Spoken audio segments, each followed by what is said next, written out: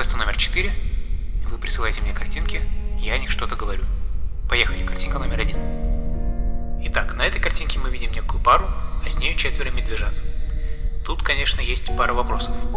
Если эта фотокарточка запечатлела некий удивительный для них момент, когда у них дома оказались медвежата каким-то образом, то тогда это, конечно, мило. Но если эти медведи живут у них дома, а плакатики на ковре, на настенном ковре, плакатики с изображением медведей недвусмысленно намекают на большую любовь этой пары к этим животным, то, конечно, картинка превращается из милой в what the fuck, вы чё, ебались, блядь, совсем ебанутые? Так вот, есть еще вопрос. Живут ли они в городе или за городом? Ибо если это их частный дом, то по большому счету это их собачье дело. Пусть хоть с леопардом живут. The man who stole a leopard.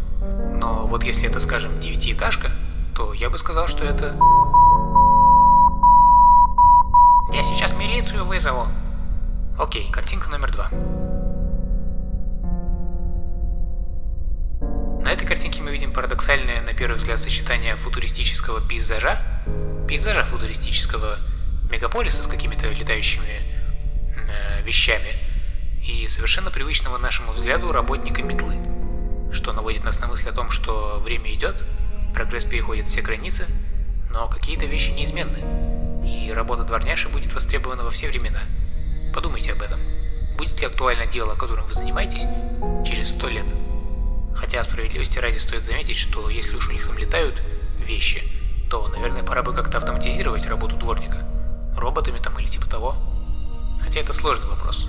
Если всю черную работу будут выполнять роботы, то что будут делать люди, которые выполняли ее раньше? Пилить обзоры на картинки? Окей, картинка номер 3.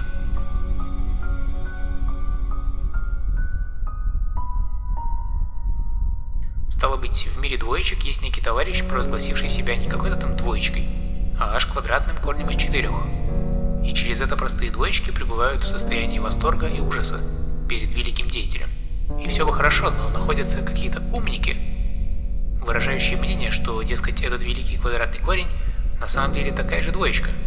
Все мы люди, все мы двоечки, говорит вольнодумец. Общество, понятное дело, не может этого вытерпеть, и за поехавшим приходят господа полицейские. Ибо нефиг тут подвергать сомнению богоизбранность товарища корня из 4. И если вам интересно мое мнение, все правильно делают. Нам не нужны волнения. Стабильность превыше всего. Картинка номер 4.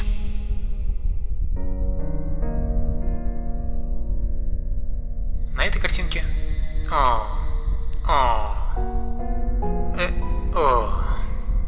Ну, как я должен что-то говорить о таком? Ну хорошо, стало быть, мы видим Рафаэлла в виде овечек и некую девочку, видимо, пастушку этих овечек. Нет, все, это оверкилл. Давайте дальше. Картинка номер 5.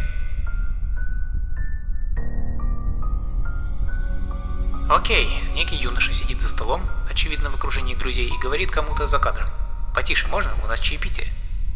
Мне нравится эта картинка. Мне нравится этот парень. И то, как серьезно он что-то говорит. Мы ведь не знаем, что на самом деле он говорит. Он ведь кому-то что-то рассказывает.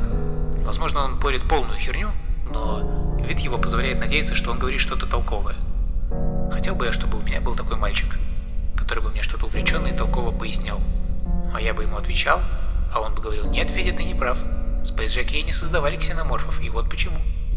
Ну, а если возвращаться к предложенному нам сценарию, то мне все равно нравится этот парень. Ибо он хоть и предъявляет довольно властную такую претензию, но делает это в меру интеллигентно.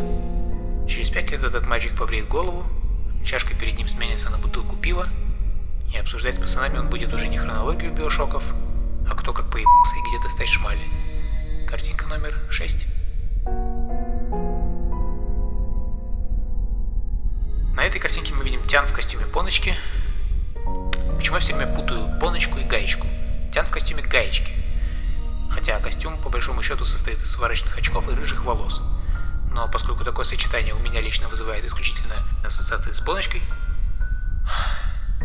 ассоциации с Гаечкой, то остановимся на том, что это она. И она хочет повеситься. Ибо действительно, так жить нельзя. Представьте, что вы мышь, а вокруг сплошное слабоумие и отвага. А единственную знакомую вам мышь интересует только сыр. То есть поговорить в принципе не с кем. А ты вообще гений. То есть тем более. Я бы повесился. Так что все правильно делает. На здоровье. номер 7. Ну вот, пожалуйста, абсолютно рандомный пейзаж произвольного русского города, который ни для меня, ни для вас ничего не значит. Но я уверен, что для человека, который прислал мне эту картинку, этот пейзаж значит многое. Если, конечно, это не рандомная фотография, которую он решил просто потехи ради прислать мне и посмотреть, как я буду мучиться, пытаясь чего-то о ней сказать. Но я все-таки хочу верить, что этот пейзаж – это место, где живет этот человек, поэтому для него эта фотография наполнена душою, если хотите, и смыслом, и он хочет посмотреть, смогу ли, скажем, я, человек, не имеющий никакого отношения к этому месту, что я смогу сказать об этом. И я могу сказать вот что. Я очень хорошо могу представить, что, скажем, я живу в одном из этих домов, и я каждый день хожу в эти палатки за хлебом. У этих палаток есть названия, которые я знаю. Каждый день я хожу в школу по этим дорожкам, а в этой органике я покупал какую-нибудь вазу маме на день рождения, а в этом доме справа на 5-м этаже в 21-й квартире живет однотян. И вообще весь этот вид, несмотря на его серость и неприглядность, значит для меня целый мир. И этот просвет между домами, он навсегда в моем сердце. Черт, вот как представить, что масса таких вот абсолютно невзрачных мест для людей, которые там живут, особенно для детей. Эти места абсолютно волшебны. И почему-то это кажется мне печальным. Наверное, в силу общей, скажем, бедности и серости российских жилых кварталов. То есть, если бы это был домик с газоном, и если он – это special place для человека, это нормально. Но когда special place для тебя – это огромная серая безликая коробка, муравейник, это уже другая история.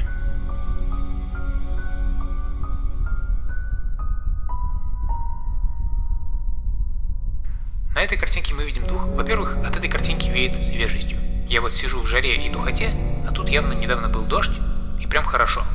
Приятно смотреть на нее. Так вот, на этой картинке мы видим двух мужчин.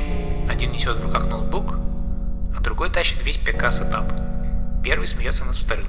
Кроме того, нельзя не отметить, что чувак с ноутбуком молодой, шутливый, а чувак с ПКой толстоват, бородат и лысоват. То есть олицетворяет такого лузера, задрота, старообрядца с пекой. А я хочу посмотреть на это вот с какой стороны. Вот они сейчас придут туда, куда они идут, а мне представляется, что они вышли из машины и затаскивают свое в какое-то здание.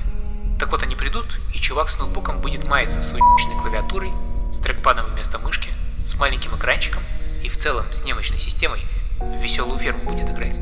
А товарищ с пекой сядет как барин в кресло, запустит свой Battlefield на максималочках в Full HD и пойдет хедшоты раздавать.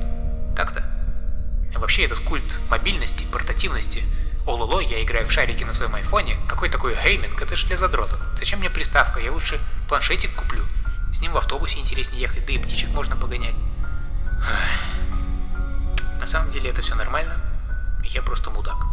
Мудак без эффектной концовки. Пока.